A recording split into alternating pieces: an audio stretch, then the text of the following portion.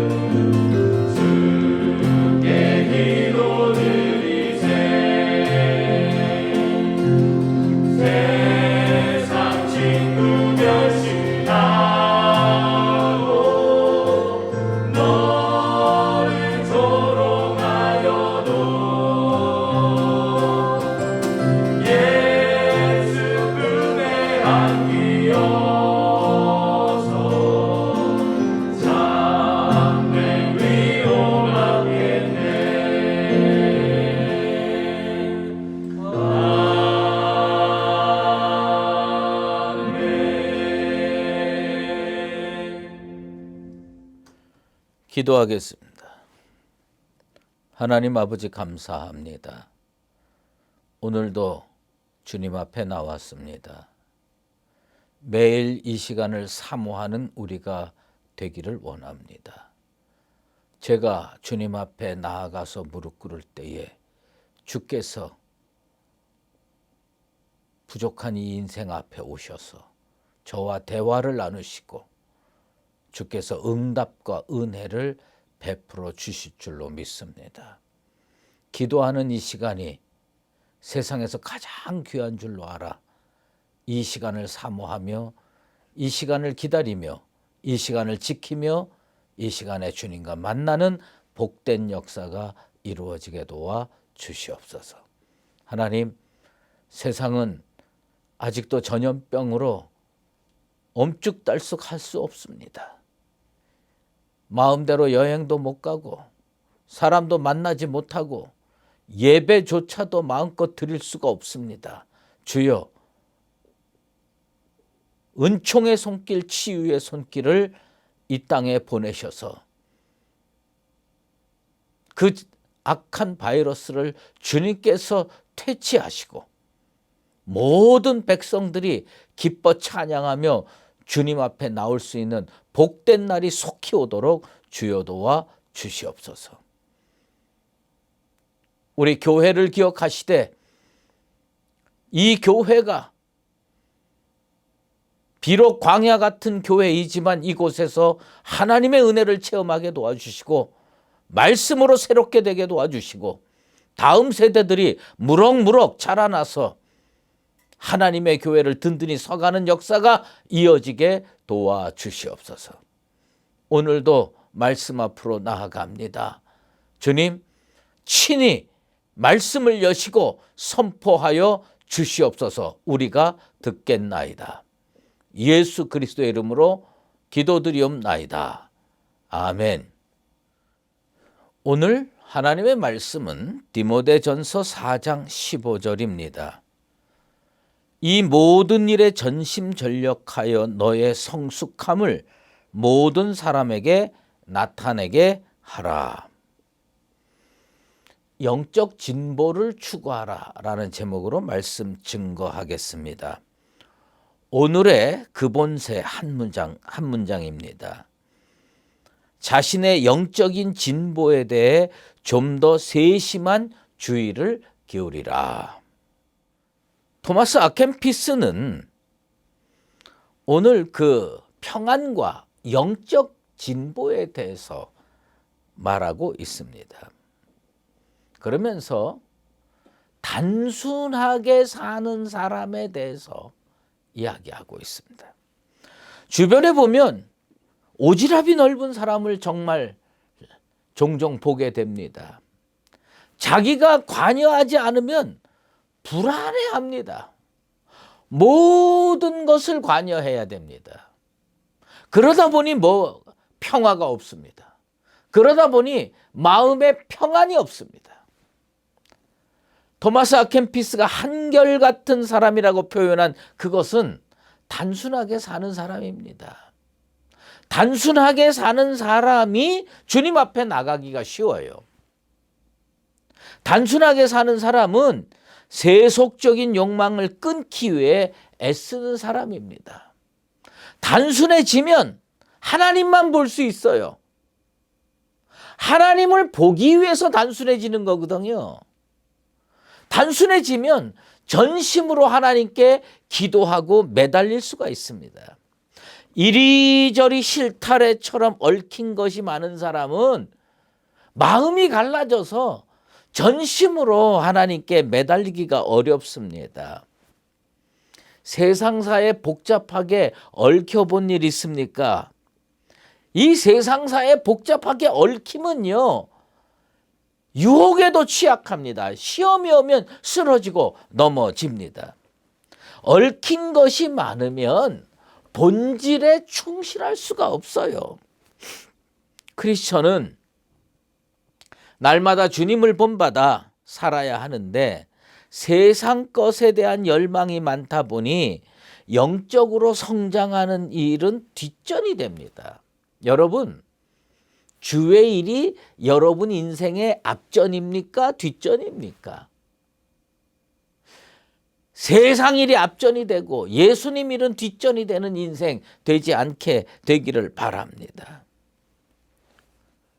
온전한 길을 가야 되는데, 믿음의 길을 가야 되는데, 성령의 사람이 돼야 되는데, 세상사에 복잡하게 얽혀 살다 보면 그 노력조차 포기하게 됩니다.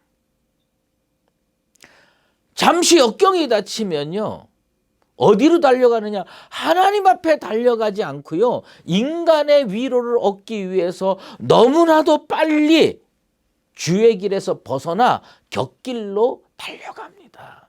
그게 세상사에 복잡하게 얽혀 있는 사람의 특징입니다. 영적 전쟁터입니다. 우리가 사는 삶의 터전들은. 근데 이걸 이겨내야 되거든요. 담대하게 견뎌내야 되거든요. 그런데 세상사에 얽혀 있으면 안 돼요.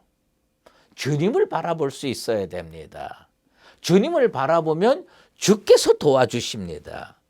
은총을 힘입어서 결국 우리가 승리하게 될 겁니다. 그래서 오늘 우리는 이 영적 진보를 이루어서 마음의 진정한 평안을 얻는 나와 여러분 되시기를 주의 이름으로 축원합니다. 토마스 아켄피스가요, 매우 이해하기 어려운, 그리고 받아들이기 어려운 제안을 우리에게 합니다. 그러나 이제 도끼를 뿌리에 놓자. 도끼를 뿌리에 놓자. 근데 사실은 우리 번역에 도끼를 뿌리에 놓자 그렇게 돼 있는데, 원어에서는 세쿠림 포나무스, 그게 무슨 말이냐? 형벌의 도끼, 형벌의 도끼를 옆에 놓자는 거예요. 예. 마태복음 3장 10절, 이미 도끼가 나무 뿌리에 놓였으니 좋은 열매를 맺지 아니하는 나무마다 찍혀 불에 던지리라. 무슨 얘기입니까? 도끼를 옆에다 놓고 나쁜 열매 맺는 그걸 찍어버리겠다, 그 얘기 아닙니까? 그런데 토마스 아켄피스가 우리한테 너 나쁜 습관 있지? 세상사에 얽혀 있지? 그래서 온전한 열매 맺지 못하지? 그러면 그 주님 말씀대로 도끼가 나무 뿌리에 놓여 있는 것처럼 그 형벌의 도끼를 내 인생의 뿌리 곁에다가 놓고 살자, 그 이야기를 하는 겁니다. 무슨 얘기냐? 영적 경각심을 가지고 살라는 뜻입니다. 나쁜 열매를 맺는 나무를 찍어버리기 위해서 형벌의 도끼를 준비하고 살라는 뜻으로 받아들여야 합니다. 사실 우리 마음속에 쓴뿌리들이 많아요. 뿌리 깊게 자리 잡고 있는 악한 뿌리들이 많습니다. 근데 우리가 이 토마스 아켄피스가 권면하듯이 매년 하나씩 뽑아내면 얼마 있지 않아서 온전한 사람이 될 것이라고 토마스 아켄피스는 주장합니다. 우리가 사실은 토마스 아켄피스의 그리스도를 본받아라고 하는 책을 그 새벽기도 옆에 보조교재로 놓고 매일 상고하지만 나는 이 표현에 동의 안 합니다. 뿌리 깊게 자리 잡은 악의 뿌리를 매년 하나씩 뽑아내면 얼마 있지 않아서 온전한 사람이 된다고요? 사실 중세 스토아 철학에 많은 영향을 받은 이론입니다. 무슨 얘기냐? 인간은 자기 노력으로 온전한 상태에 갈 수 있는 존재라는 전제하에서 말하는 거예요. 14세기에 그런 주장을 하는 겁니다. 하지만 인간은 그렇게 거룩한 존재가 못 됩니다. 그렇게 능력 있는 존재가 못 돼요. 그리고 매년 하나씩 뽑아내면 우리가 앞으로 30년 더 사는데 30개만 뿌리 뽑으면 우린 정말 예수님과 비슷한 사람이 될 수 있을까요? 저는 아니라고 봐요. 인간은 자기 노력으로 그런 온전한 상태에 갈 수 없는 존재입니다.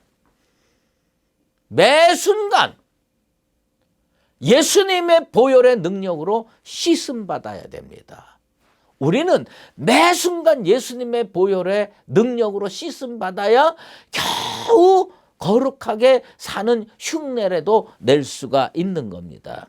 오늘부터 여러분 가정의 옆에다가 도끼 놓고 악의 뿌리가 생기면 탁 매년 하나씩 제거한다고 의인이 되지 않습니다.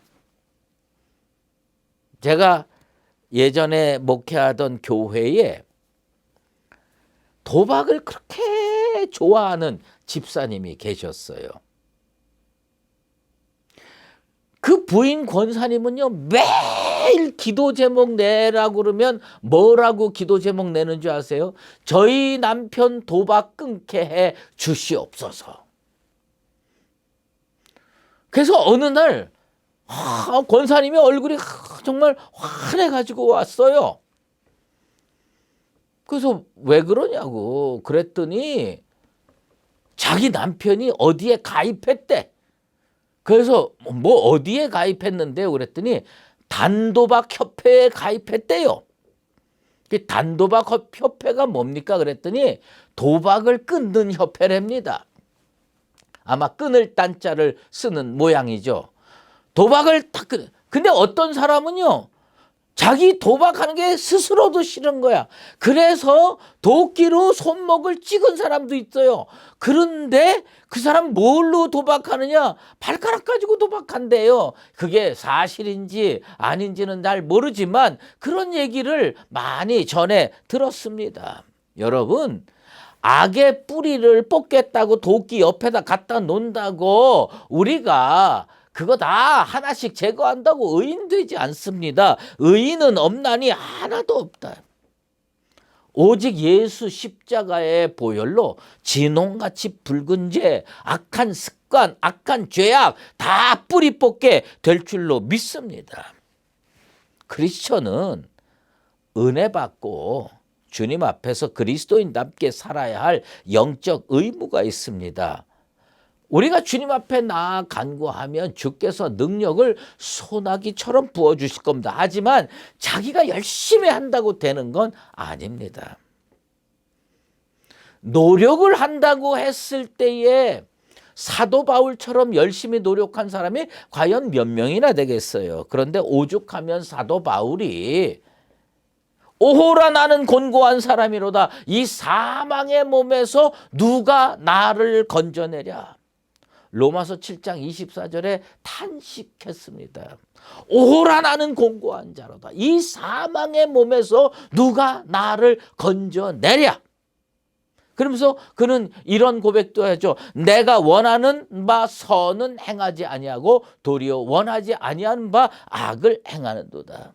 사도 바울이 그 정도라면 우리 같은 사람은 말해 뭐 하겠어요. 그래서 우리 연약하다고 손 놓고 악의 진흙구덩이에 빠져서 허우적거리며 맹 놓고 살아야 됩니까? 아닙니다. 연약하지만 영적 진보를 위해서 노력해야 돼요. 부족하고 연약하고 무익한 존재이지만 주님 앞에 나아가야 됩니다. 그러면 우리 주님께서 붙들어 주시고 긍휼히 여겨주시고 도와주실 줄로 믿습니다.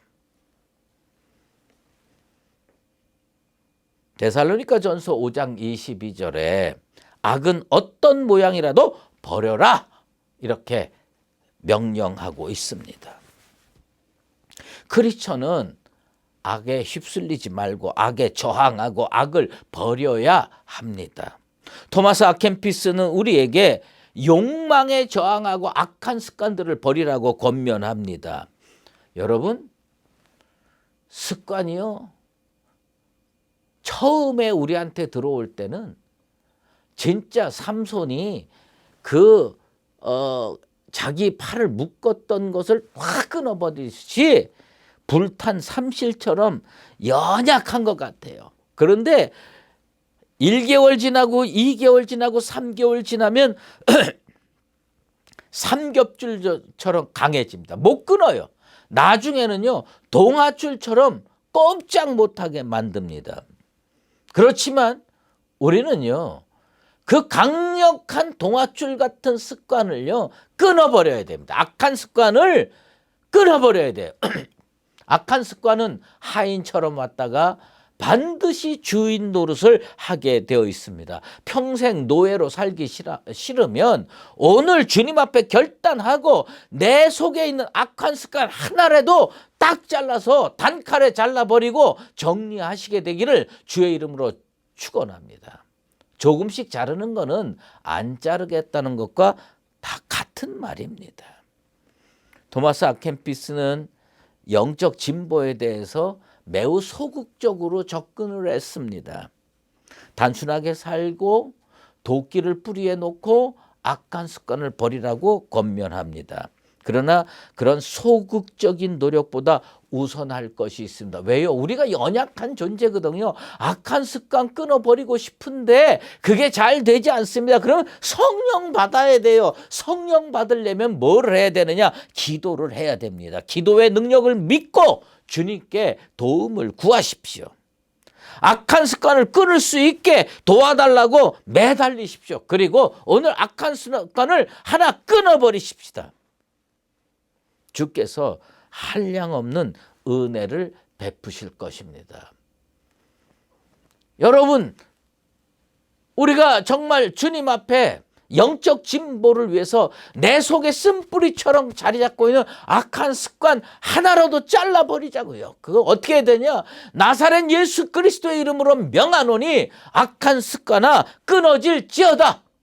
여러분, 새벽이지만 저를 따라서 큰 소리로 외쳐주시길 바랍니다. 나사렛 예수 그리스도의 이름으로 명하노니 악한 습관아 끊어질지어다. 거라사 귀신 들린 사람이 어떻게 됐습니까? 예수의 치유로 구원받았습니다. 귀신이 나갔어요.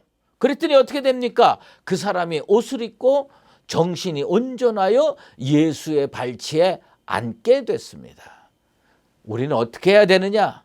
악한 습관을 끊고 거룩한 모습으로 주님 앞에 앉기 위하여 영적 진보를 이루기 위하여 하나님 앞에 기도하고 주님 앞에 은혜를 받고 능력을 받고 내 속에 있는 쓴뿌리들을 뿌리째 뽑아버리고 거룩한 성도로 살아가는 여러분 되시기를 예수 그리스도의 이름으로 축원합니다. 기도하겠습니다. 하나님 아버지, 내 눈을 들어 주를 보게 하소서. 세상에 얽매이기 쉬운 것에 붙들려서 내 눈이 오로지 땅만 향하는 어리석은 인생 되지 않게 도와 주시옵소서. 주님 앞에 악한 습관을 잘라버리기를 원합니다. 나사렛 예수 그리스도의 이름으로 명하노니 악한 습관아 나아갈지어다.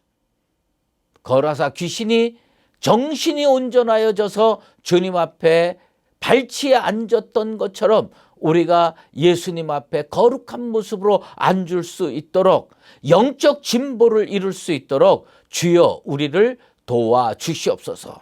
실생활에서 내가 버려야 할 것, 내가 끊어버려야 할 것이 무엇인지 정확하게 알게 하시고 오늘 기도하며 믿음의 도끼로 잘라버리는 능력의 역사가 이루어지게 도와 주시옵소서.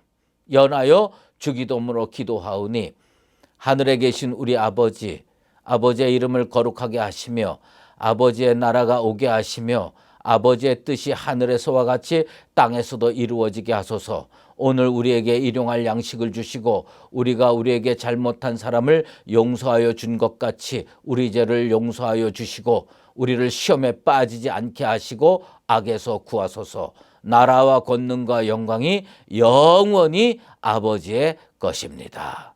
아멘.